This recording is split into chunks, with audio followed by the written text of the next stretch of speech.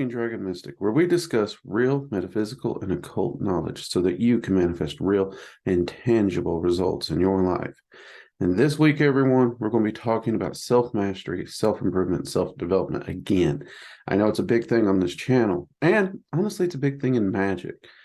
Now, in Magick, one of the big kickers is you're always seeking to improve yourself. You're always seeking to grow. You're always seeking to develop. This is why self-mastery and self-empowerment are such fundamental concepts of this channel. If we're going to talk about real occult knowledge and real results, we have to build on those fundamentals of self-mastery and self-empowerment. And that's really what it's about. I'm going to pour me a little coffee here.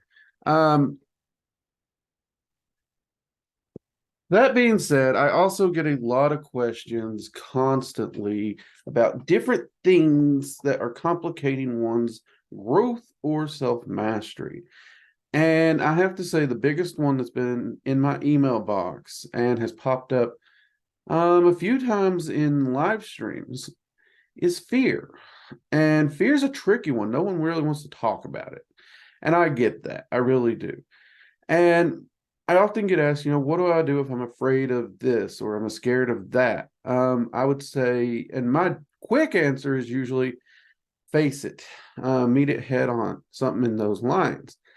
Now, to be fair, when it comes to fear, there's a variety of different fears. And depending on what that is, it would depend on how the human experience should respond to it. And with fear, we need to also discuss courage, because I've heard a lot of people say, I'm too afraid. I'm not a brave person. I'm not a courageous person. I have too much fear. We have this misconception that courage is the absence of fear, or bravery is the absence of fear. Couldn't be further from the truth. A brave person is not fearless. A courageous person is not fearless. Only a fool would be fearless. A courageous or brave person does what is necessary or does what is right, regardless of a fear state, regardless of them being afraid. And that's a huge, I know a lot of people don't think that's a big distinction, but it is really huge. It really, really is. And I've always said, I never want to be in a situation where I'm dependent on someone who is without fear. That is not someone I can trust. If they have no fear, I honestly don't think I could trust them or rely on them, because that person's wired wrong. Preservation is not in their brain. And that understanding of fear is an understanding of the human experience, and that's really needed. Someone who truly understands human experience, that's who I want to rely on. That's who I want to trust. And that's the people that can truly stand up and show courage and bravery. And we need to cultivate this courage and this bravery in our lives, even as magicians. There has come this massive, massive trend where people just hunker down in an apartment or in a room on the internet. They don't socialize. They don't get out into the world. They don't put themselves in uncomfortable situations. They put themselves in their own little safety bubble, and anything that triggers any stress or fear or anxiety, they avoid 100%. To some people, that might be what works for you. I will honestly say I discourage that from my students. I really do. My phone is being a butt right now. My apologies. I'm going to just turn this off because I still got more videos to film. I actually discourage that in my students. I really do. In fact, if you cultivate the concept that you never get around anything and you never push your limits or your boundaries or your comfort zone, that's what you're going to cultivate. And that's not what a mage should cultivate, because if you're going to do magic, you've got to push your limits. You've got to push your boundaries. You're going to have to get out there, and you're going to have to socialize with entities. And socializing with those entities can have far more long-reaching repercussions than human entities. People don't like to believe that. People do not like to believe that. They want to think it's all fluffy bunnies and safe. that's not necessarily the case. In fact, it's rarely the case. So we have to face our fears. In fact, the entire premise of shadow work should be dealing with one's fears and traumas and other things. I mean, it's not just fear, but fear is one of the first things people talk about when we start talking about shadow work. And it's for a good reason. Now, this ain't to say that I myself am without fear. That's not the case. I'm afraid of, or have been afraid of, a lot of things, still am. Clowns freak me out. They absolutely freak me out. Benny the Clown, if you're watching this, sorry about that birthday party, mate. He knows what I'm talking about. Now, I also have arachnophobia. I want to talk about this too, because phobias are an irrational fear of something. Technically, some people think I have the phobia of clowns. I can't think of its name, but and that would be probable because I have an irrational fear of clowns. But these two things that I do have fears of, that doesn't mean I've just excluded them from my life entirely, especially spiders. Spiders are so common. I camp. I go outdoors. I've lived in the South. Spiders are a thing. Black widows and brown recluses, that's like a housefly to me growing up. I just knew how to avoid them. I knew what to do. But at the same time, I was freaking terrified of these things. Like I remember sitting and watching Two Towers in the theaters, and they're talking about the thing in the tunnel, the darkness that dwells there. And the lights came on at the end of the movie. I looked at my wife and I was like, it's going to be a freaking spider. I just know it. It's going to be a freaking spider. And she giggled evilly, which only confirmed my suspicions. They give me the heebie-jeebies. Now, they used to full-on panic me. What did I do? I knew I had a phobia. I knew I had a fear. I actually pushed myself to confront them more and more and more, to address them directly, whether I was killing them in the house instead of asking my wife to do it. Yes, I used to have her kill the spiders. Or whether I was facing them, dealing with them outside, whether I was collecting them for individual I was helping with their bug collection or science projects, I would put myself in a situation where I'm dealing with spiders. And being the one who goes camping, that actually got pretty easy at certain times of the year because they're freaking everywhere. I also had a friend who had a few pet spiders, which still to this day just makes my skin crawl, but they had them. So I would spend time there. I'd spend time watching the spiders. I even fed it a time or two. But it's one of those things where I purposely did what I could to put myself in those positions because I did not want this fear to have control over me. Because if the fear has control over me, I don't. And if I don't, that is a step away from self-mastery. Same thing with anything that would give me anxiety, stage fright, camera fright. I have gone out of my way to put myself in situations where I have to face those things that trigger mass anxiety in me. In fact, I can remember one of the first times I ever had to perform in front of an audience. I was full on cold sweat, like full panicking, near delirious, rambling. One person swore up and down I was quoting Bill and Ted's Excellent Adventure, the movie. That also kind of sort of shows how old I was at the time, because the movie was relatively newish. So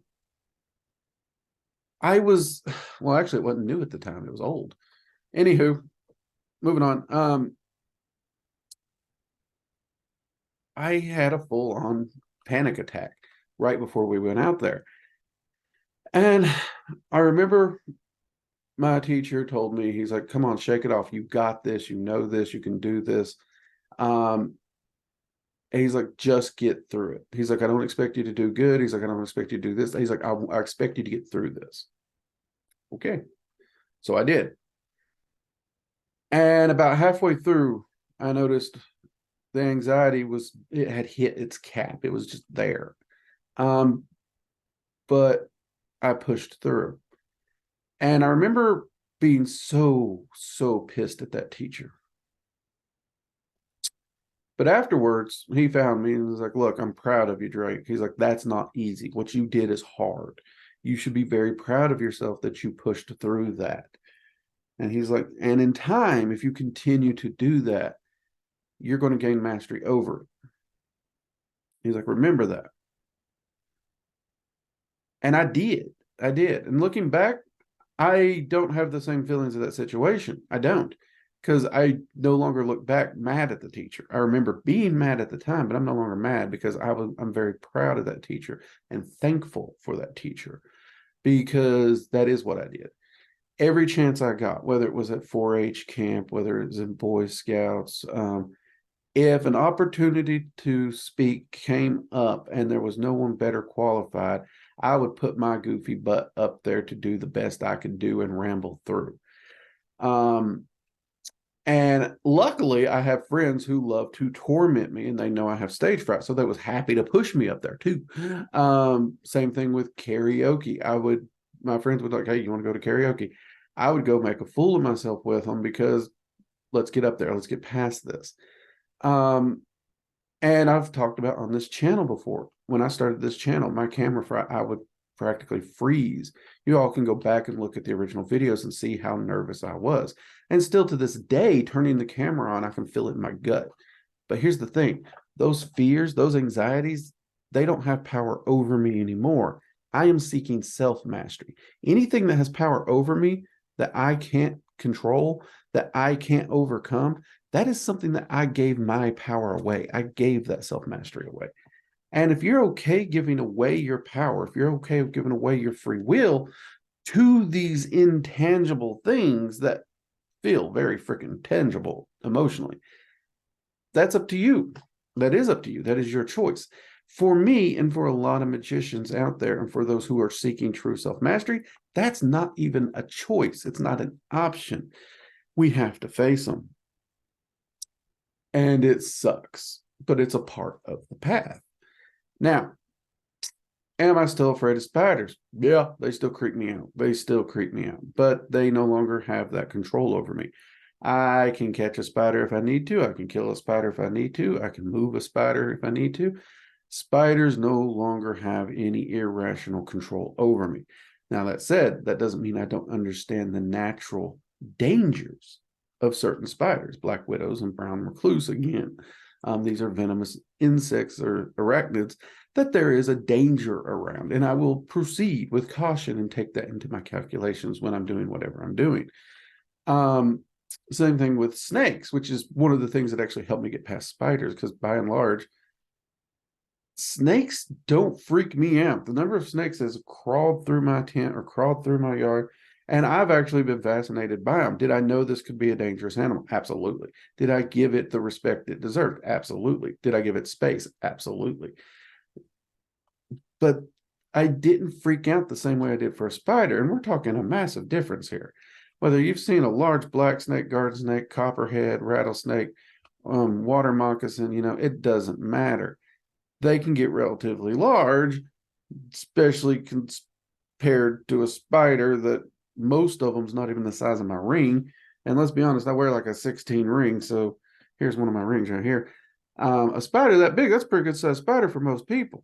That is. Brown recluse and black widows can definitely get in there for sure. But by and large, most people see the tiny ones. And that's true.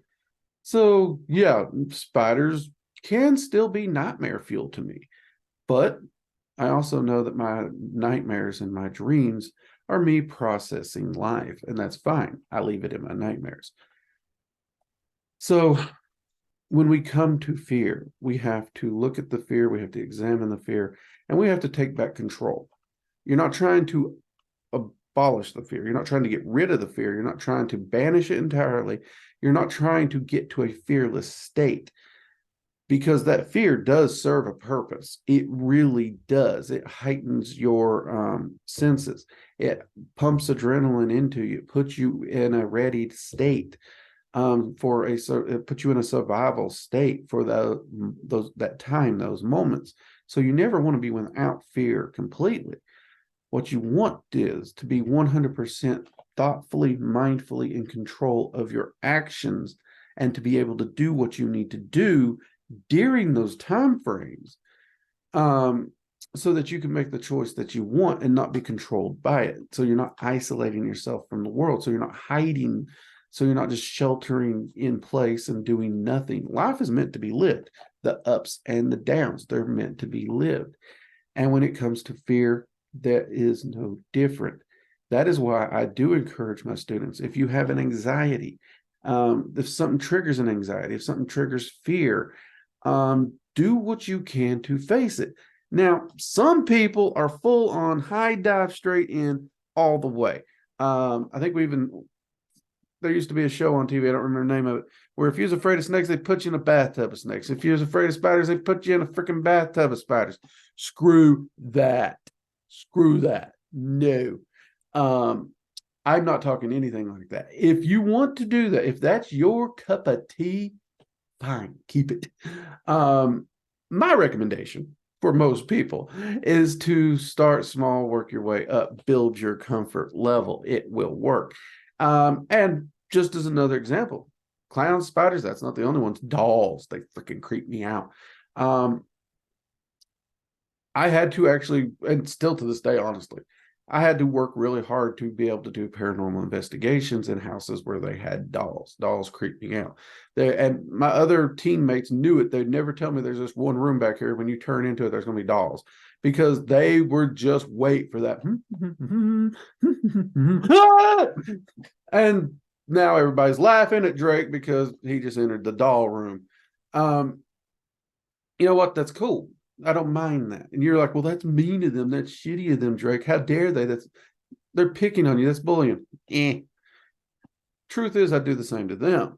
And truth is, I'm grateful for it, because they put me in a situation where I face this time and time again. And it's gotten easier. I can now walk into a room with creepy freaking dolls. They creep me out. They're still creepy. But I can do it. It doesn't stop me. It's not even a consideration anymore. Like in the back of my mind, it used to be a consideration, like, this place gonna have dolls. It's not there no more. And I'm grateful for that. I have overcome that. Those are fears. Fear of heights. I got that one too. I struggle with that one to this day. Getting like on a carousel, or what is it? Yeah, Ferris wheel, or something that goes high, really freaking creeps me out. I've gotten better. Like, I used to not be able to do things on a video game or watch a movie that was really high. I'd get full on vertigo just watching that. No more. I'm fine.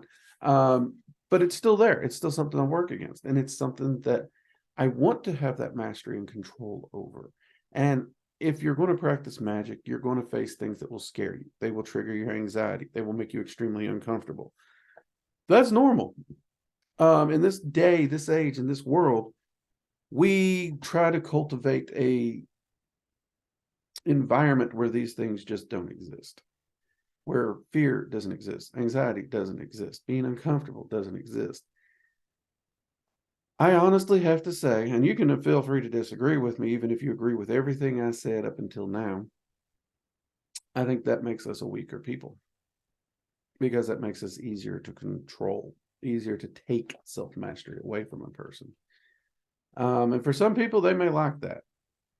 But for someone who genuinely seeking self-mastery and self-empowerment, I don't see how that can really be an option personally. I know it's not an option for me. And if you are wanting to know what I do with fears and stuff, here you go. This is a little insight. But I've been getting this question a lot, so I really wanted to share this, okay? Thank you for hearing my ramblings on fear. Hopefully you got a good laugh or two at the things I am afraid of, because there are plenty. There are plenty. So if you happen to be afraid of clowns or dolls or spiders, you are not alone. I am there with you, okay?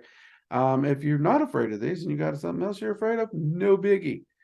Fear is a natural thing. It makes sense. All I ask is that we all try our best not to let our fear control us or stop us from living our life to its fullest. Get out there and live, people. Get out there and enjoy it. The world is a beautiful place with its ups and its downs. Its beauty can be found in everything. So get out there and enjoy it. Okay? Till next time, I'm Drake. This has been Working Dragon Mystic. Take care. Bye-bye.